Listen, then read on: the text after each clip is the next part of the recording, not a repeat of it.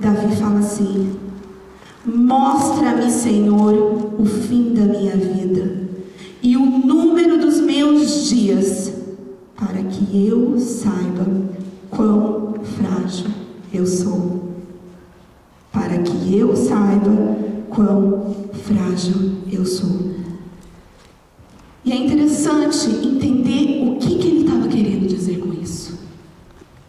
Ele reconheceu a fragilidade dele diante de Deus na questão da vida. Porque em qualquer momento ele poderia morrer. Então ele queria saber quantos dias me restam, quantos dias eu tenho. E muitas vezes nós não temos essa sabedoria. Somos frágeis, sim, mas não temos essa sabedoria de ter uma consciência com o nosso corpo, com a nossa mente e com a nossa alma. E a palavra frágil, a gente sabe o que significa. Às vezes a gente recebe alguma coisa pelo correio e está lá escrito frágil, ou seja, que pode ser quebrado facilmente e que precisa de um cuidado especial, que precisa ser carregado de uma forma diferente, que precisa ser tratado de uma forma diferente. E muitas vezes a gente não faz isso com a nossa vida. Muitas vezes a gente não tem esse cuidado especial com o nosso olhar, com o nosso ouvido, com o nosso corpo. E eu não só estou falando de estética, porque é muito bom poder ir no cabeleireiro, é muito bom fazer as unhas, mas não é só esse cuidado que faz com que o Senhor olhe para a gente e veja que a gente é bela. Precisa de um cuidado da alma. E ser frágil, porém valente, é ser como Davi. Reconhecer e falar: Senhor, eu estou olhando para dentro do meu coração agora e ele está em caco.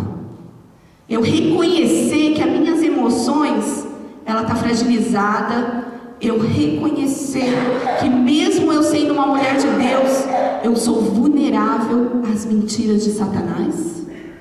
Mesmo eu conhecendo a palavra, muitas vezes eu não sou uma mulher sábia, eu não sou uma mulher virtuosa, e muitas vezes não dou um exemplo de mulher de Deus dentro do meu lar. Isso é ser frágil, mas isso é ser valente. É você realmente se prostrar na presença de Deus e falar assim: Senhor, muda a minha vida.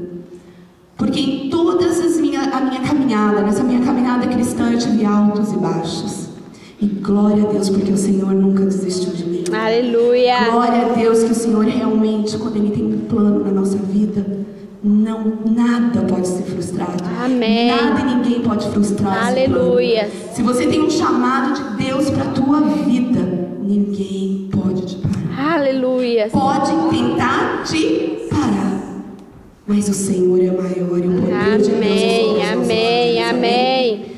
E eu falei assim: Deus, eu preciso olhar para dentro de mim e ver que realmente, às vezes, as minhas emoções não estão como eu gostaria que estivesse. O ano passado, como vocês sabem, há 3 meses atrás, eu perdi meu pai. E realmente foi uma das maiores dores que eu senti na minha vida. E tudo envolveu toda uma situação do meu pai estar doente, dele já ter amputado a perna, uma situação de eu não poder estar perto, uma situação de eu não poder ir por infinitos motivos. E quando eu soube que meu pai faleceu, eu cheguei, antes de saber, eu cheguei a falar para Deus: Deus, o Senhor não pode recolher meu pai. Porque se o Senhor recolheu meu pai, eu paro tudo. Eu não quero mais saber do Senhor. Mas Deus, por isso que Ele mandou o Filho dele na terra, por isso que Ele enviou Jesus Cristo como homem, para que Ele pudesse realmente entender de uma forma plena o que a gente sente nas nossas fraquezas. Amém. E Deus acho que ignorou o que eu falei, né? Ele ignorou. Porque mesmo quando eu recebi a notícia que foi o momento mais difícil da minha vida, Ele me fortaleceu de uma forma tremenda. Amém. Ele derramou sobre mim um bálsamo que nem eu conseguia entender como que eu estava sentindo aquilo. E depois, é claro, envergonhada, eu fui pedir perdão para o Senhor. Vergonhada mesmo. Tive coragem de contar lá em Hausmann, né, pastora, meu testemunho. Mas Deus, Ele é bom, Ele é fiel. E eu até escrevi aqui, ó: quando eu compreendo que eu sou frágil, eu também compreendo que eu preciso de um cuidado especial. E esse cuidado só vem da parte do Senhor. E esse cuidado só vai vir quando realmente nós reconhecemos que nós precisamos desse cuidado e que nós precisamos de uma força dele para não errar, para não pecar, para não caminhar.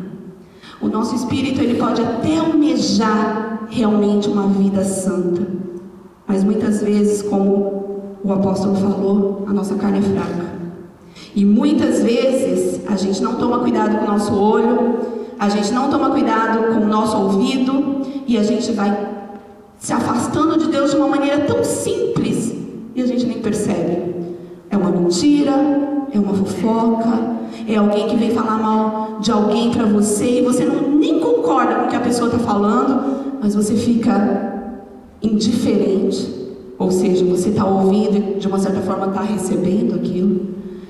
Às vezes a gente não cuida da fragilidade do nosso olhar. Muitas vezes a gente não entende o que Davi falou. Davi falou assim: deixa eu conhecer quantos dias eu tenho, Senhor, porque de repente eu vou saber planejar o meu tempo. De repente eu vou saber administrar o meu tempo. Amém. O que você está fazendo com o seu tempo? E dentro de tudo isso tem sobrado tempo para Deus? Eu sei, é difícil. Eu sei que os trabalhos aqui são cansativos. Eu sei que a vida daqui é um pouco mais busy do que no Brasil. Mas Deus, Ele está em primeiro lugar. E quando nós buscamos Ele, a justiça dEle, o reino dEle em primeiro lugar, tudo aquilo que a gente precisa nos é acrescentado. Aleluia. Só que a gente sabe, a gente lê, a gente até compreende, mas a gente não pratica. Mas esse é o mistério. O mistério de Deus para uma mulher virtuosa é praticar a palavra de Deus. Aleluia. Veio fofoca, minha amada. Olha, me desculpa, vai falar com ela, eu não quero ouvir. Você precisa mentir, porque é assim que a gente se sente no serviço, nisso, que você precisa mentir para esconder alguma coisa. Está repreendido, porque você não precisa mentir. Aleluia. Deus, Ele é a verdade. E Deus, Ele vai te honrar em todas as verdades que você assumir. E Deus, Ele não é homem para que minta. E muitas vezes a gente fica com medo. A gente fica com medo do que o homem vai falar. E a gente acaba desagradando o coração de Deus. Aí o que é isso? Sem a gente perceber, a gente começa a viver um cristianismo fajuta. A gente começa a viver com uma capa. E não porque a gente quer, mas muitas vezes porque Satanás, ele cegou o nosso olhar, a nossa visão, ele cauterizou a nossa mente. E a gente começa a viver assim. A gente, se você tem um problema emocional na sua alma, porque nós somos frágeis, eu sempre me senti muito rejeitada, eu sempre me senti muito feia, eu sempre me senti tudo de ruim. E esses dias eu estava até brincando com a Janá. Eu falei: Janá, como que pode? Minha mãe fez uma promessa lá para Cidinha. Me deixou, tudo bem que eu era muito doentinha, me deixou sem cortar o cabelo durante 7 anos. O cabelo na cintura, maravilhoso. Quando eu fiz 7 anos, minha mãe corta o meu cabelo igual do Alan, gente. Sabe o Alan? Olha da Janá, bem curtinho assim. E para ajudar o meu problema, eu era estrábica. Aí eu usava óculos. Ai, essa daí passou. Mas Jesus me libertou, Jesus me curou. O meu apelido era Maria Vesgolina. Mas eu chorei muito. Mas a minha infância foi difícil pra caramba.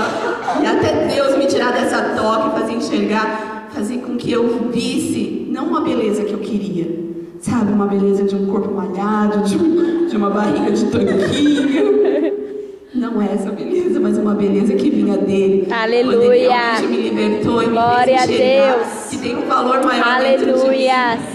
Eu fui liberta.